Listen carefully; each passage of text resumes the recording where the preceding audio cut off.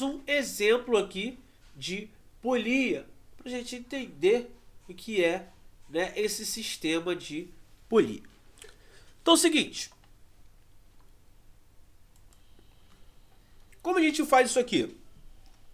Então, ó, considere a situação abaixo em que o bloco A tem massa de 3 kg e o bloco B 7 kg.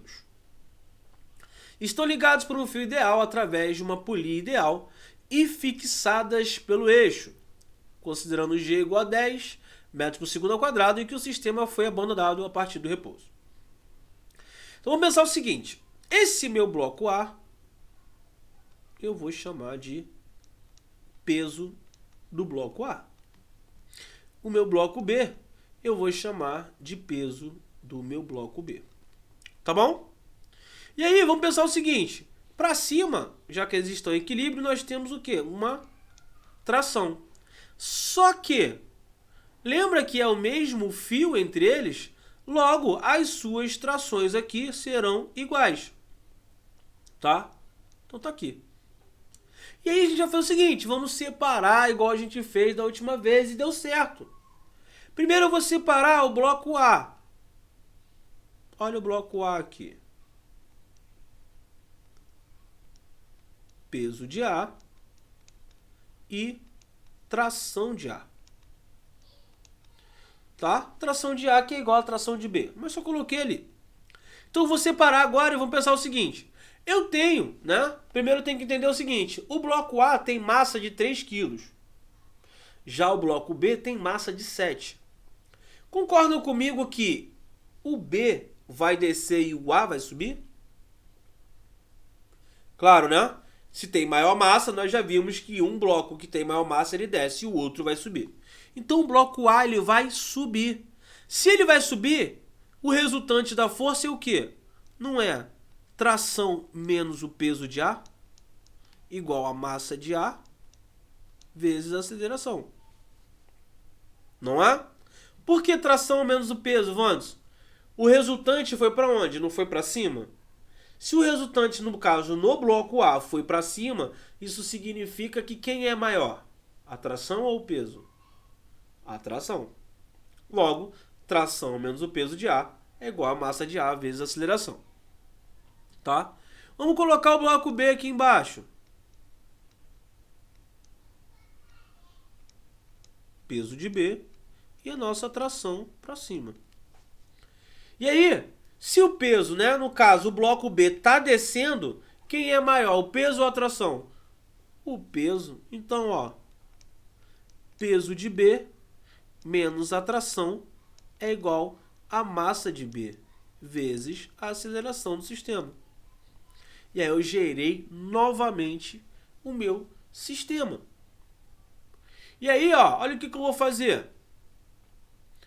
Posso somar aqui, ó, quando eu somo mais com menos aqui, some a tração, fica peso de B menos peso de A é igual a massa de A, né, mais a massa de B vezes a aceleração do sistema.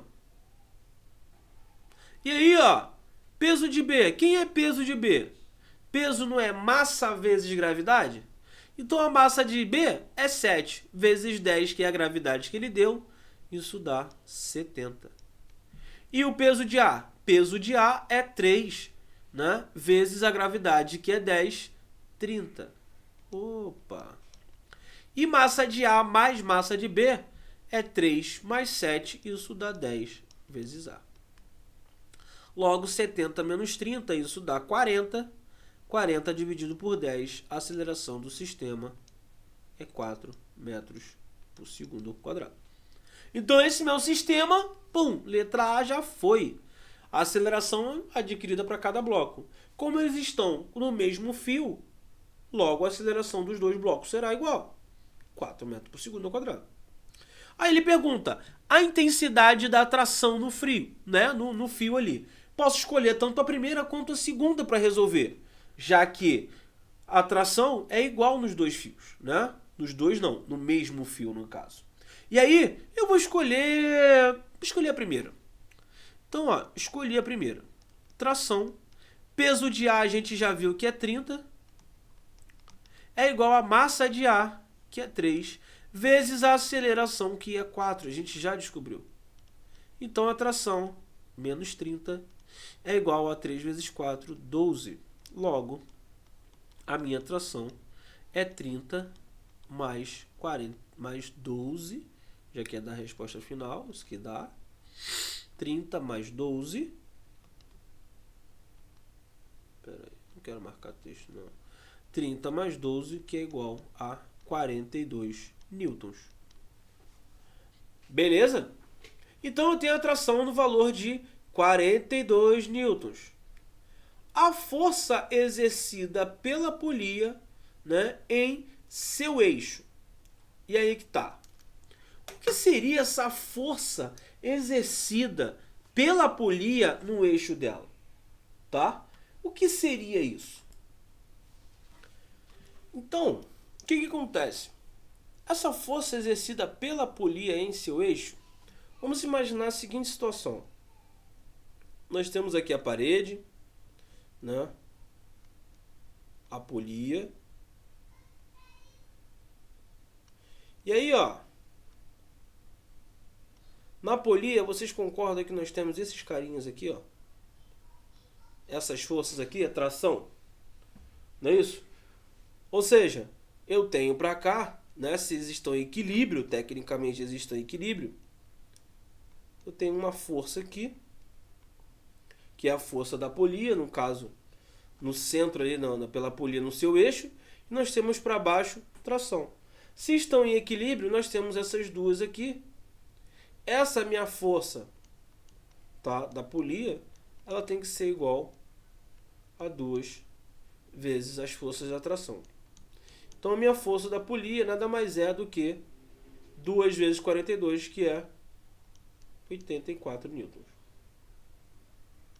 Ou seja, a força exercida pela polia em seu eixo é igual, no caso, a força, ou seja, o somatório dessas duas trações ali. Tá ok? Beleza? Beleza, só precisa você sair da frente para ficar melhor, mas tudo bem. Aí sim, aí fica melhor. Tá? Então nada mais é do que isso. Então quando a gente tem essa situação em que ele perde a força exercida pela polia em seu eixo, né, a gente vai fazer o somatório das trações. Beleza? Tranquilos?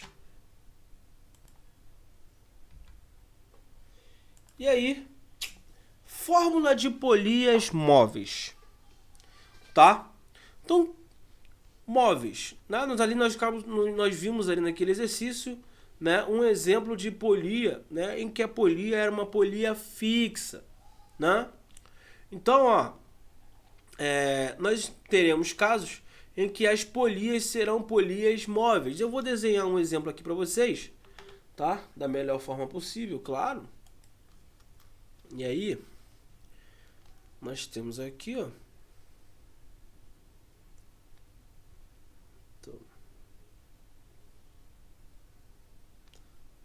bem. Aqui minha outra polia. Aí vem outra aqui.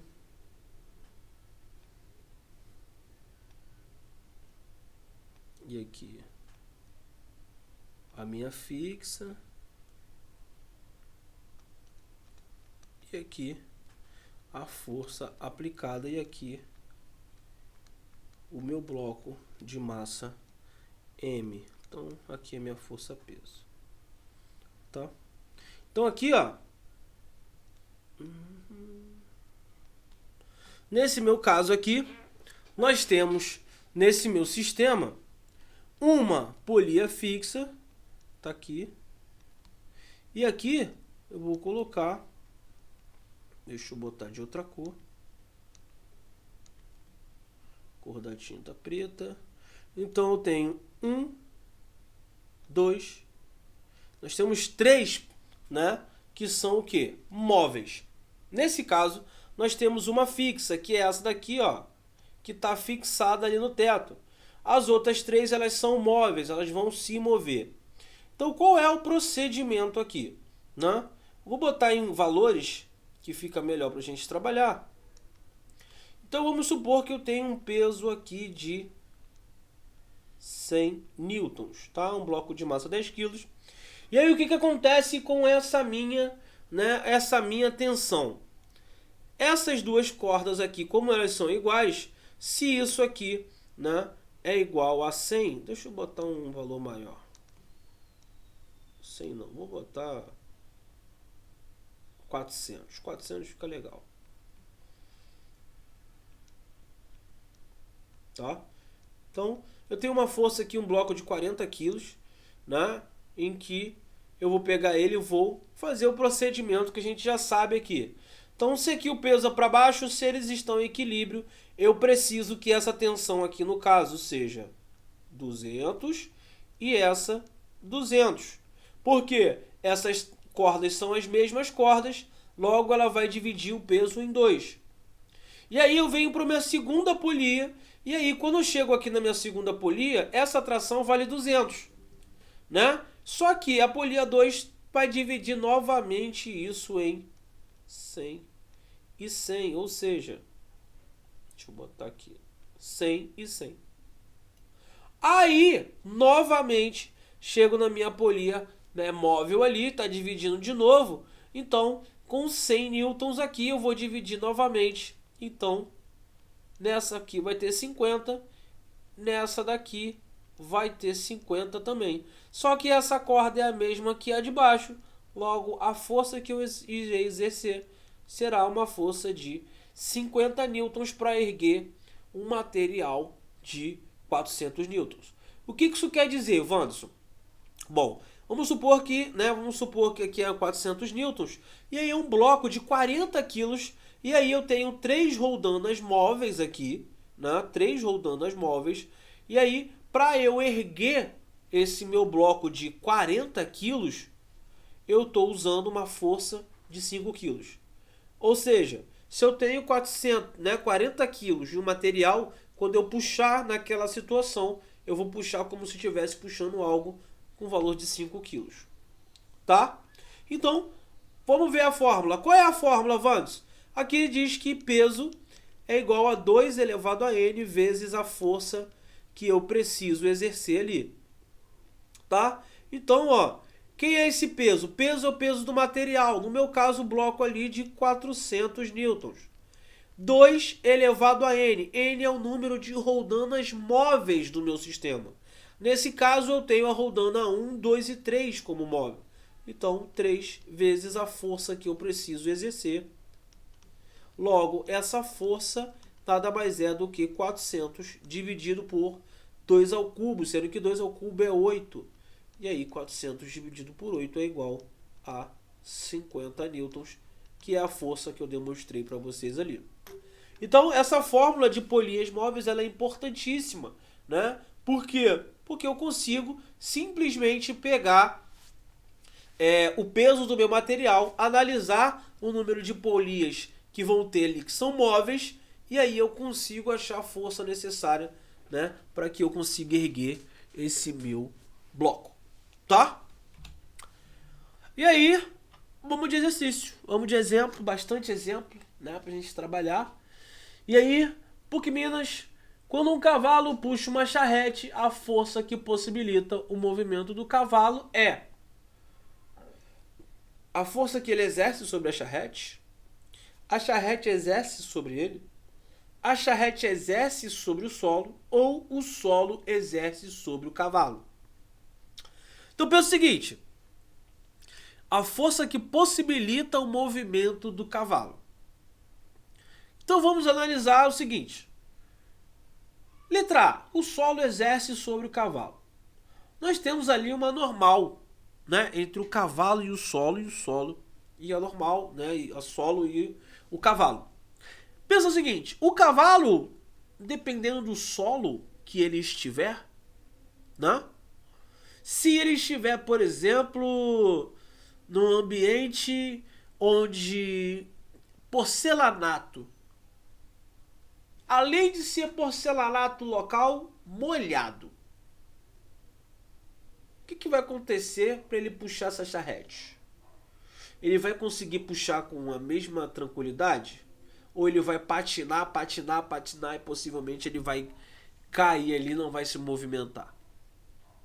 Agora, e se ele já vai para um ambiente mais rugoso, né? Um terreno onde tem ali um cimento, ele vai puxar com maior facilidade. Por quê? Porque a força que possibilita esse movimento é a força que o solo exerce sobre o cavalo. O cavalo exerce uma força sobre o solo, mas o solo também, em reação, também exerce uma força sobre ele. Então, ele exerce sobre a charrete, beleza. Ele exerce uma força sobre a charrete. Só que para que ele possibilite, no caso, o movimento do cavalo, o que importa é a força entre ele e o solo. Pois se ele tiver num solo rugoso, ele consegue carregar, puxar a charrete com uma facilidade maior do que se ele estiver num solo que seja liso. E ele fique patinando, escorregando e não consiga. Tá? Então, para o primeiro exemplo... Rabisca aí, parceiro. Ah, tá. Nossa letra A. Tá? Outro exemplo. Segundo a primeira lei de Newton, é necessário uma força resultante para manter com velocidade constante o movimento de um corpo se deslocando numa superfície horizontal sem atrito. Interessante. Então, de acordo com a primeira lei de Newton, é necessário uma força resultante para manter com velocidade constante o movimento de um corpo se deslocando numa superfície horizontal sem atrito. Não. Não fala nada sobre isso, não. É necessário uma força resultante para manter a velocidade constante, né? O movimento de um corpo? Não, não necessariamente. Não necessariamente. Então a primeira já não concordo. Não. Agora, de acordo com a segunda lei de Newton, a aceleração adquirida por um corpo é a razão entre a força resultante que age sobre o corpo e sua massa. Aí eu vi vantagem. Força é massa vezes aceleração. Logo, a aceleração é a razão entre a força e a massa. Aí eu vi vantagem. Aí faz sentido para mim. A 2 faz sentido. E a 3, conforme a terceira lei de Newton, a força-peso e a força normal constituem um par ação e reação. Olha isso aqui. Olha isso. Constitui? Constitui? Claro que não. Então tudo que tem 3 vaza. Todas estão corretas. Tchau. Opa, só pode ser letra D. Número 1 é errada. Ou seja, letra D, de acordo com a segunda lei, realmente a aceleração é a razão entre a força e a massa. Tá? E agora, de acordo com a primeira lei, é necessário uma força resultante para manter, né, com velocidade constante o movimento. Não. Eu posso muito bem ter uma resultante ali, né? Eu posso muito bem ter uma situação em equilíbrio e ele vai manter a velocidade constante. Tá? Então, não me venha com churumelas. E aí vem o seguinte, exemplo. A análise sequencial da tirinha é especialmente a do quadro final, nos leva imediatamente a... Bom, princípio da conservação da energia mecânica. Beleza. Próximo. Propriedade geral da matéria denominada inércia. Beleza. Princípio da conservação da quantidade de movimento. Segundo a lei de Newton, ou princípio da independência dos movimentos. Bom, análise sequencial da tirinha, especialmente a do quadro final, nos leva imediatamente à propriedade geral da matéria, denominada inércia. Todo corpo em movimento tende a estar em movimento. Todo corpo em repouso tende a estar em repouso. Ou seja, naquela situação 1 ele está vindo acelerado, né, mantendo ali a sua velocidade, de repente ele freia bruscamente. E aí, né, esse freio bruscamente, né, ele tendia a estar em movimento, e aí, naquele momento ali, ele deu aquela freada, né, deu aquela derrapada. E como ele fala também, especialmente no último quadro, pode observar que ele está parado. Ou seja, esse corpo está em repouso. E ele tende a continuar em repouso. Beleza? Então ele vai tender a ficar em repouso. Letra B de bola. Bonito. E aí, nosso próximo vídeo. No jogo de vôlei, é dado um saque e o bola descreve uma trajetória parabólica. Nós já vimos isso no lançamento, lembra? Oblíquo? Isso. Desprezando-se a resistência do ar. Olha, o pessoal do ano passado lembra. Desprezando-se a resistência do ar. Então prestem atenção nesse desprezando a resistência do ar. A alternativa correta que mostra a força resultante que age sobre a bola ao longo da trajetória é... Bom, na letra A, nós temos em primeiro momento para cima e depois no último momento para baixo. Talvez, se estivéssemos falando do vetor velocidade, poderíamos marcar. Talvez.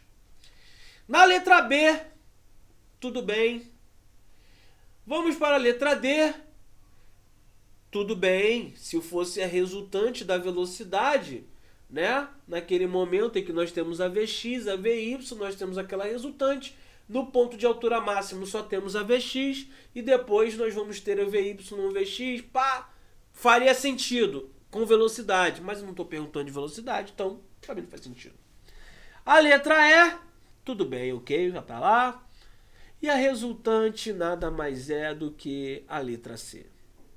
Mas por que, Vandes? Gente, como eu havia falado no vídeo anteriormente, né? Ali nós só temos uma força atuando. Quem é esse cara? É a força peso. Né? É a força peso. Então, tá ali, ela arremessou a bola, né? Lembre-se que naquele momento ela aplicou uma força de contato na bola, aplicou, mas essa força não tá mais ali. A partir daquele momento que ela deu o saque, a bola foi, não tem mais ninguém atuando. E é claro, a gente está desprezando a resistência do ar. Se tivesse a resistência do ar, seria uma outra situação, uma outra coisa. Mas no momento ele pediu para desconsiderar. Então a única força que está atuando sobre a bola de vôlei nesse momento é a força peso. Tá? Ou seja, letra C. Beleza? Então, galerinha, é isso, tá? Ficou um pouco grande? Ficou um pouco grande. Mas, porém, contudo e tentando, todavia, falei toda a parte, né, que era necessário falar. E mais à frente, nós estudaremos outro tipo de força também. Nós teremos a nossa querida força elástica. Força elástica.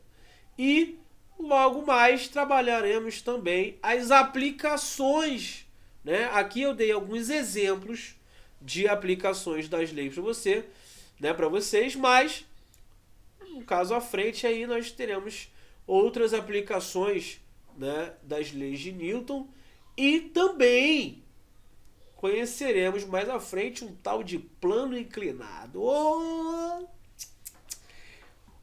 Mas o pessoal adora esse plano inclinado. Maravilha, muito bom de trabalhar esse plano inclinado. Tá?